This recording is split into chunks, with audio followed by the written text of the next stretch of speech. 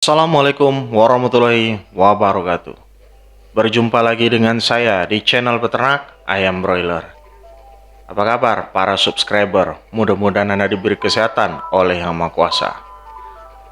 Nah, di video kali ini Pak ya, memang ini kan ayam lagi habis, jadi nggak ada video-video ayamnya. Jadi ya sekedar sharing tips apa yang ditanyakan di komentar, saya jawab. Dan mudah-mudahan berguna buat anda-anda semua.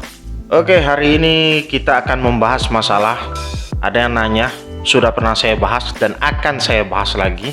Mungkin video lamanya udah ketumpuk-ketumpuk, karena video di channel saya itu udah 700 lebih. Jadi kalau subscriber baru, mungkin belum tahu Pak ya, atau males cari, oke lah saya bahas lagi. Bagaimana caranya bergabung di kemitraan ayam broiler? Ini saya jawab berdasarkan pengalaman saya saja. Jadi kemungkinan aturannya berbeda di setiap daerah. Jadi nggak bisa semua disamakan, tapi ada kesamaannya gitu loh. Nah, yang pertama kali yang Anda siapkan ketika ingin bergabung di kemitraan ayam broiler, satu sudah pasti lahan Pak. Anda harus punya lahan yang kira-kira cukup untuk mengcover kandang yang akan Anda dirikan.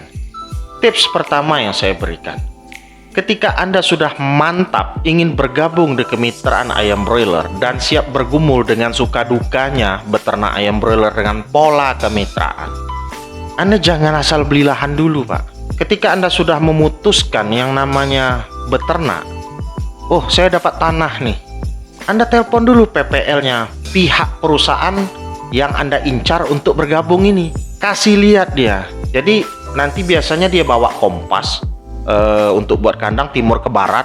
Kalau di kandang open, kalau di kandang close house saya rasa itu dihilangkan ya. Namanya saja sudah kandang close house gitu loh, tertutup, terserah.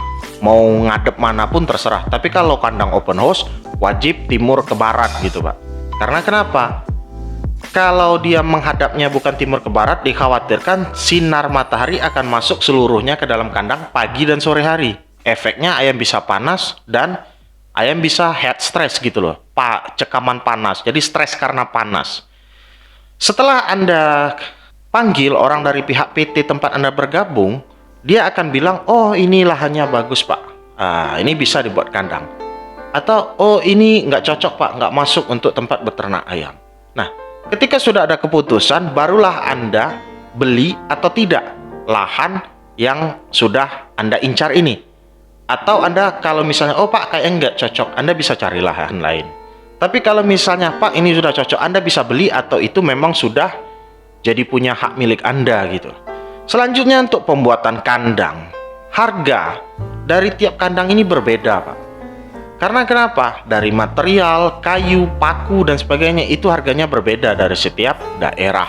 Ketika Anda ingin membuat kandang, pikirkan Anda ingin isi populasi berapa sih dari kandang ayam broiler ini? Kalau misalnya saya isinya buat kandangnya itu 100 kali 8, tinggal dikalikan.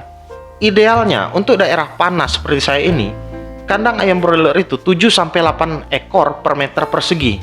Itu yang bagusnya. Boleh Bang diisi 10 ekor per meter persegi? Boleh. Asal panen penjarangan Anda tepat.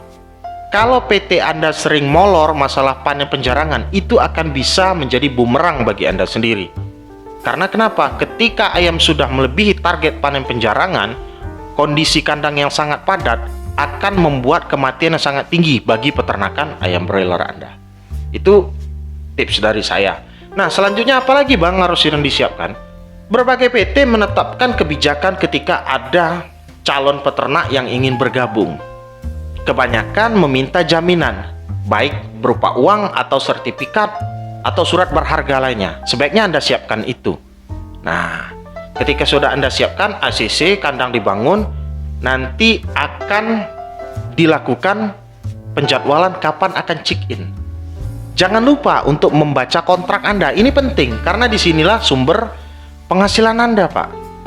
Bang, dari mana sih kita tahunya kalau kontrak itu bagus atau enggak buat kita?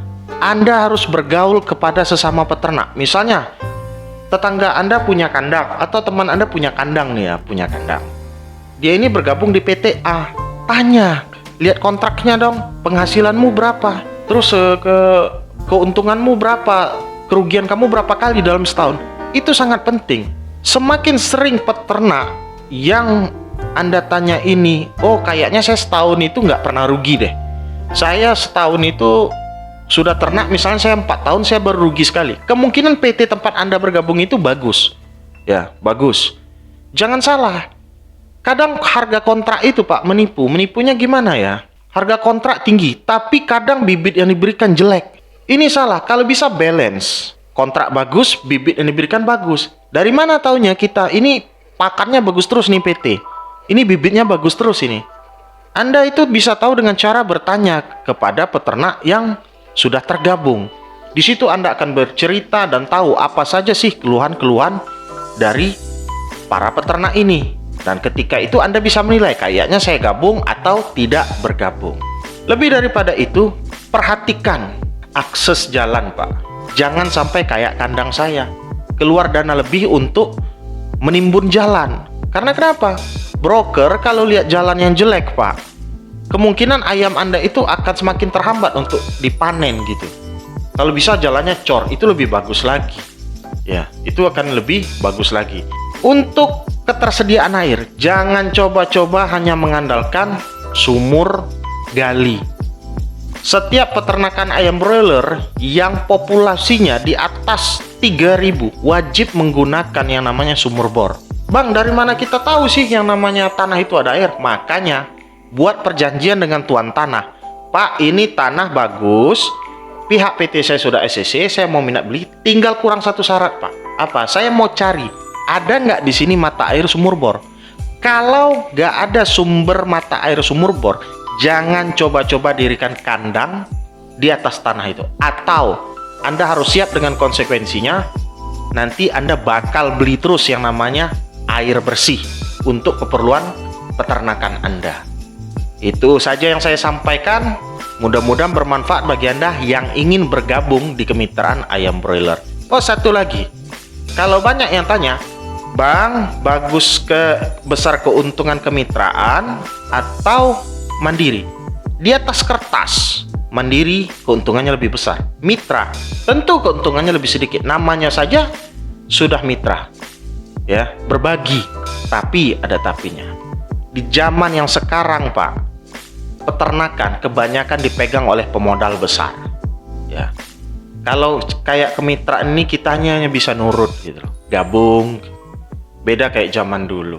Kalau Anda mandiri, pertanyaannya, sanggupkah Anda bersaing dengan PT-PT besar yang mengelola kemitraan di pasar? Maksud saya bersaing dalam dagang gitu loh. Ketika harga ayam anjlok, apa yang Anda lakukan? Kecuali memang modal Anda kuat. Oh, ini saya punya dana 10 miliar. Saya mau ternak mandiri. Kuat.